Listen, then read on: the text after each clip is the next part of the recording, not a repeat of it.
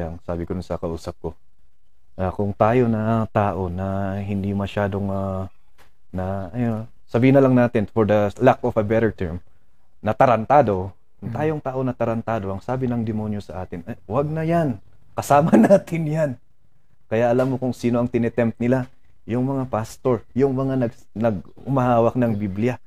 Kasi mas malaki yung impact kapag sila ang na-tempt, kapag sila ang na sa temptation. Kasi titingnan ng tao, hindi dadami yung parang yun yung kinukwento ko sa kanila. So, actually mahirap, but then in my part, as in my opinion, it's people change, like I said. And I know that people change. Actually sa science nga, sa sinasabi nila na every 7 years ibang tao tayo. We are not the same. Sa Freudian theory, sa psych, ganun daw. Actually, every 7 ba o 5 years? Every 7 years, lahat ng cells daw natin, doon sa, magsimula sa pinakalabsaw, buto, palabas, ibang cell na, compared to 7 years ago. So, ibang tao na yun, ibig sabihin. Diba? So, we are changing as time moves forward. So, ibig sabihin, attitudes and things, beliefs, nag-change yan. And then, ang dapat hindi mag-change is what you have now, your conviction with the Lord. Yun ang well, it's very difficult to control other people's opinion. But what you can control is what you have with you, right? Your belief, your faith, your personality. That's what you can control. So, well, ang sabi nga nila, walang tao na... So, alam ko, struggles mo rin yun, Pastor, no? Yung the view about your past. Hindi, lumipas na ako dun, sir, Kasi tanda mo, nag-i-exist tayo not for opinion of others. Yeah, exactly. May mga tao talaga opinionated, Tingnan mo, yung kwentuhan namin ng isang pastor. Nung wala siya, may sinasabi tao. Yung nagkaroon siya, may sinasabi. Even the politics. Kahit maayos, parehas lang daw. Kung beholden ka sa opinion ng iba, you cannot move forward. Yes, exactly. Ganito lang yan, Yeah. Natutunan ko, At my age, I'm 44 now. Okay, running 45. Tibayin mo lang yung sikmura mo, yung dibdib mo. Yung mistake mo in the past, magiging strength mo yun in the future. In the future, yeah. If you failed, ikaw yun. Yes. If you succeed, ikaw pa rin yun. Walang kinalaman yung ibang tao ron. Walang kinalaman yung opinion nila. Yes. So, between God, the real situation, the scenario, what happened in the past. May kasabihin pag di ka raw lumingon sa pinanggalingan mo, hindi ka makakarating sa paroroonan mo. Ito natutunan ko, if you keep looking backward at your past, you cannot reach your destiny. You cannot reach your destination. Maliwanag sa Bible, hindi after sa Lord sa past mo. Exactly. Hindi siya after sa present mo, after siya sa future. I've witnessed, hindi to sour graping or just to defend, no. Walang tao, nobody commit no mistakes. Wala pa sa mistake. Okay, yung the first lap ng buhay niya, second lap, okay. Yes. Ang malungkot, last lap na sumablay. Yeah. Pero hindi pa rin natin pwede i-blame Hangga't buhay Meron naman puro sablay. Pero before the finish line, maayos. Napatas yung kamay ko kasi parang dinidescribe ako ni Pastor.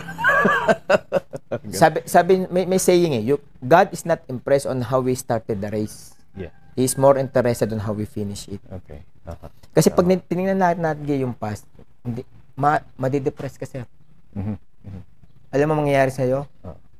Wala. Anxiety, worry, and lahat. You will end your life. Kasi wala na parang apektado ang mental health. Parang yung sinasabi ko na kanina. Kaya kailangan balansin mo yung emotion mo and then your intellect, the mind and the heart.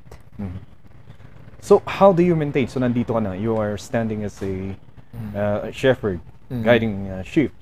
How do you maintain your path? Unang-una, hindi ko pinangarap umakyat dito magtayo ng church, no? 2018, June, tama. June 2018, nag-separate kami September 2017. Tapos nag-rest. Tapos 2018 pumunta ako dito kay Pastor Adi, isang may good friend. Alam niyo nangyari? Rest lang ako. Lakad-lakad lang ako diyan. Sabi ko isang backpack lang dala ko, isang backpack lang. 2018. From that time, di na ako nakabalik Nagtuloy-tuloy na So from 2018 until hanggang now? tuloy na. And the rest of the people know my story. Uh-huh. Alam mo, we cannot mock God. Hindi ka pwedeng magkunwari. Hindi ka pwedeng magpanggap. Yes. Tapos gamit mo word of God. Hindi ka tatagal. Baka isang buwan lang, hindi ka na tumagal eh. Ang measuring rod ko dyan, hindi yung critics, hindi yung insults, hindi yung tawag dito, hindi yung opinion na iba. How God provide my need, personal need, the need of our church, church group of people for 3 years. We rent place. At hindi barya ang rent dito. See? Kung ito hindi pinagagawa ni Lord, hindi tatagal pa, sir. Tama. Isang backpack lang dala ko eh. O ngayon, tinamandaan ko ng gamit. Paano ko hakutin lahat yan? Pero sabi mo, so you did not come here, but then you were here 2012. So ano yung mga... hindi, 2012, La Trinidad. Diyan ako kinasal kami sa Baguio. Tapos nag-try lang kami na mag-stay ng La Trinidad for 1 year. 2013, bumaba na kami ng Tarlac. Tapos, kasi this is my mission field, Cordillera eh. Since 1996.